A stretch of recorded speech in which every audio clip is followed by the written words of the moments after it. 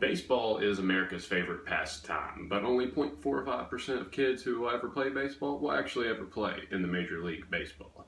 Everyone has some knowledge about baseball that consists of, players trying to score runs, trying to beat the other team. It consists of players, and the whole point is to try to score runs. And some people learn through their family members that have played, and you just learn through them. I have a huge concern for baseball because I've played baseball my whole life. It is my favorite hobby, and I can still remember today when my dad taught me how to play, and I can still remember T-ball, Little League, Babe Ruth League, high school, and then my final stage at college. I can remember it all. And ever since then, I've wanted to play in the major leagues. As everyone knows, baseball consists of players and teams, but you might not know everything, such as who invented baseball or who invented the rules for baseball. Abner Doubleday first invented baseball in 1839 in a small town of Cooperstown, New York, which is where the Hall of Fame is located today. Even though some people think Alexander Cartwright was who invented baseball, he was not. He was the first person to invent the first set of rules, which was used to formalize the MLB.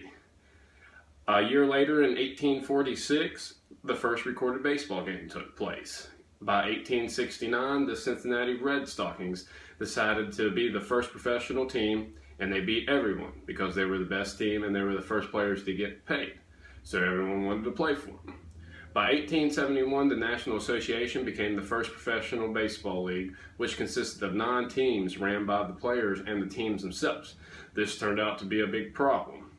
By 1875, the National Association was replaced with the National League, which was ran by businessmen. The American League joined the National League in 1901, and that's still how it is today. There's an American League and a National League. The American League prefers to have more hitters and better hitters, while the National League likes to have better pitching. In 1960, the Continental League was invented to help out with the major leagues and all of the problems that they were having. After this led to the steroid era, which was in the 1990s.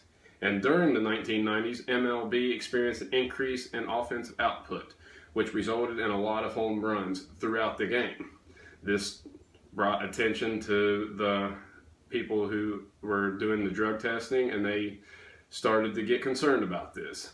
While just 3 players reached the 50 home run mark in any season between 1961 and 1964, many sluggers would start to surpass that number in the mid-90s, which led to the belief of these PEDs. In 1996, Mark McGwire of Oakland A's led the majors with 52 home runs, despite missing even part of that season.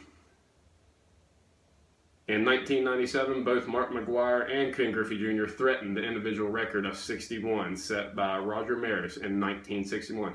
They didn't break the record, but still, they were very close.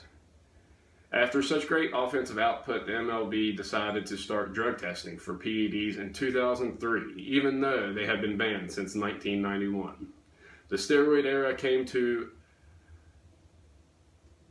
a head when Barry Bonds notched 73 home runs despite failing to hit 50 home runs in any season prior to this. This was the big problem right here because he hit 73 home runs. That's 12 more than the previous record, and that caught everyone's attention. This led to other players believing that they had to step their game up and take these performance-enhancing drugs to be able to stay up with Ken Griffey Jr. and everyone else who was taking these PEDs during the 90s. This is actually a big concern since players are actually getting banned for life from the game if they get caught doing this. And then if they get caught doing it, then they can't get into the Hall of Fame. The National Baseball Hall of Fame and Museum in Cooperstown honors those elected and immortalizes them with bronze plaques. Since the first election in 1936, the question of who should get in the Hall of Fame has been the great debate. One thing is clear, though: election to the Hall of Fame is the highest achievement in baseball.